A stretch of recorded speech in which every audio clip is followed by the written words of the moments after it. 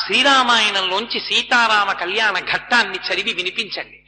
పెళ్లిళ్లు చేసుకునే వాళ్ళు బియ్యాల వారు ఇద్దరూ కూర్చుని ముందసలు చీరలేం పెట్టుకోవాలి, మధుపర్కాలు ఎక్కడి నుంచి తేవాలి పక్కన పెట్టండి. సీతారామ కళ్యాణ ఘట్టాన్ని ఇద్దరూ కలిసి చదువుకుని వినండి చాలు.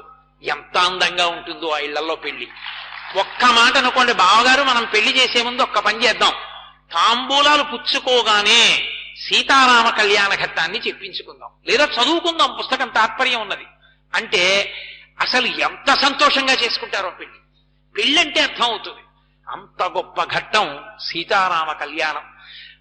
ఆంతరమునందు పరమేశ్వరుడు తన శక్తితో కలిసి అవతల రాక్షస సంహారం చేసి నరుని యొక్క గౌరవాన్ని ఉద్దీపింపజేసేటటువంటి పవిత్రమైనటువంటి సందర్భం. అప్పుడు జరిగిన కళ్యాణం ఇప్పటికీ ఎప్పటికీ అందరికీ అభ్యున్నతినిస్తుంది. అందుకే మీరు చూడండి,